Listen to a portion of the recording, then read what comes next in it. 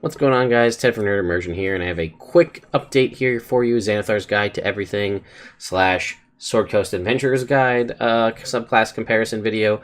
The Storm Sorcery feature was republished in Xanathar's Guide.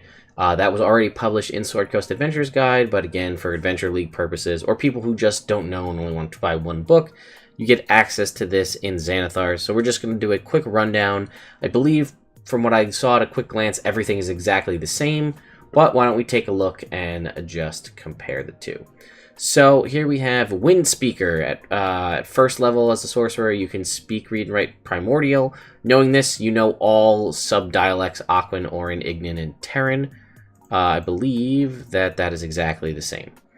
Tempestuous Magic. At first level, as a bonus action on your turn, you can cause some whirling winds of elemental air to briefly surround you immediately before or after you cast a spell of first level or higher. Doing so allows you to fly up to 10 feet without provoking opportunity attacks. Bonus action, elemental air, provoking opportunity attacks. So this is not a super, it's not like super flashy or like crazy good. I guess let me rephrase. There's other cool first level abilities for sorcerers, but this is actually pretty useful when you think about it, right? Use your bonus action. And then before or after you cast the spell, this gives you free 10-foot fly without provoking attacks of opportunity. The question that I've always had that I feel like may have been answered in a Sage Advice is, do you fall? You get a free 10-foot fly. It doesn't say that you fall, and you don't technically have the ability to hover, so you could like fly 10 feet up, but then would you just fall 10 feet back down? My interpretation is yes. It doesn't state that, though.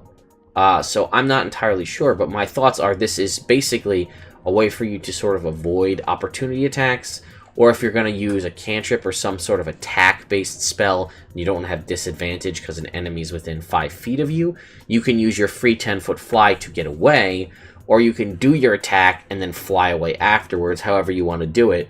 Like if you want to be, so you're surrounded by enemies and you want to do a radial around you spell, that goes off, and then you move away with your fly of 10 feet to avoid, I don't know, to get away or to leave room for allies or whatever. Not, like I said, not crazy flashy, but a useful ability nonetheless. At 6, you get Heart of the Storm. This is kind of more of your meat and potatoes here. You have resistance to thunder and lightning damage, which is great. In addition, whenever you start casting a spell of first level or higher that deals lightning or thunder damage, stormy magic erupts from you. This eruption causes creatures of your choice that you can see within 10 feet of you to take lightning or thunder damage. Choose each time you activate the ability equal to half your sorcerer level. This then said resistance to thunder and lightning damage. Whenever you cast a spell, it deals thunder and lightning damage. You can see with every creature of your choice. Basically, so that's exactly the same. This is a really useful ability, especially with the new sorcerer spell in Xanathar's Thunderstep, which lets you teleport 90 feet, but when you do it, it does radial damage around you. So Thunderstep, that goes off, it triggers Heart of the Storm, and you get to teleport 90 feet away. That's your action, and then you could still use your bonus action to move 10 feet if you wanted to use your Tempestuous Magic feature. Then you have what was first... Sorry, guys, my phone keeps... I don't know... the Spellbook app just started randomly activating ads on me. I don't know what that's about, but anyway, Storm Guide is a level 6 ability. This is when we first learned about I feel like a lot of us learned about the term ribbons, sort of non-combat useful abilities. This here, Heart of the Storm. I'm sorry, not Heart of the Storm. Storm Guide. You can subtly control the weather around you. If it's raining, you can use an action to cause the rain to stop falling in a 20-foot radius sphere centered on you, and end this as a bonus action. If it's windy, you can use a bonus action each round to choose the direction of the wind. The wind blows in a 100-foot radius around you. It blows in that direction until the end of your turn. It doesn't alter the speed of the wind. And you can see here, I thought it was in here. There was like a little blurb about ribbons, but maybe that was from something else. But here you go, 20-foot radius spheres, stop it as a bonus action, redirect the wind. So that's the same again. Storm's Fury at 14th level. When you're hit by a melee attack, you can use your reaction to deal lightning damage to the attacker. This damage equals your Sorcerer level. The attacker must make a Strength saving throw against your Sorcerer spell save DC. On a failed save, they're pushed in a straight line 20 feet away from you. So this is great. It's a reaction, so that's a nice reaction use if you're not using shield. So you do get hit, and the fact that it's when you are hit by a melee attack. So if you feel like shield's not going to save you, you can choose to do this to deal damage to them, which is nice. And I don't think that procs any of your other abilities. No, it does not. But you can do lightning damage equal to that if you have any other lightning damage abilities from other classes or other things. This can come into play here. And the creature must make a strength save or get thrown back 20 feet, which is nice because that gives you some distance. Maybe they can't make it to you. Maybe that puts them in line for opportunity attacks from your allies if they try to move to get back to you. Things like that.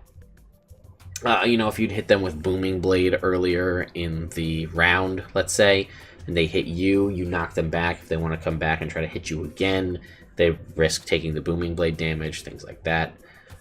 So let's just check. I believe that's exactly the same. Reaction to deal lightning damage equals your Sorcerer level. 20-foot line, straight line up to 20 feet away from you. Yep. And lastly, one of the best capstone abilities, I think, for any class, really, at least especially for sorcerers, immunity to thunder and lightning damage. That's flat out immunity to 2 whole elemental damage types. You also gain a magical fly speed of 60 feet.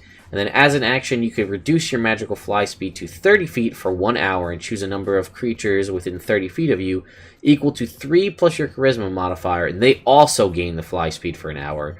Once you reduce your flying speed in this way, you can't do so again until you finish a short or long rest.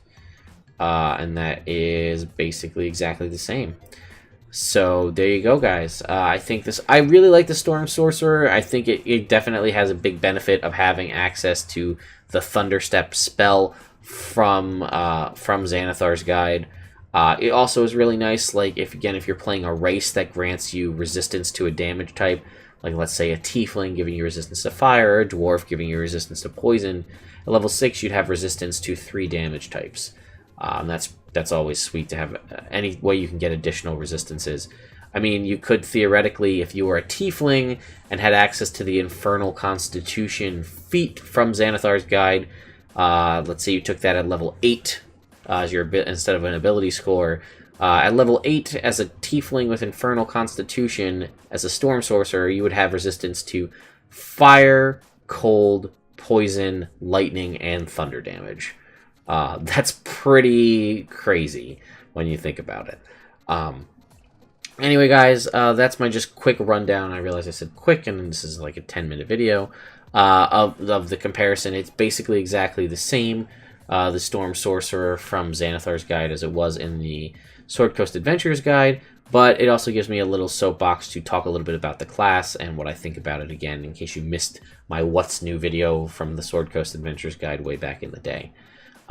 Anyway, guys, I hope you enjoyed this video, and be sure to come back next time where we'll be talking about the Warlock and going over the Celestial Warlocks. This is a very cool healing Warlock, and I also really like this one, so come see what I think about that. So, see you next time.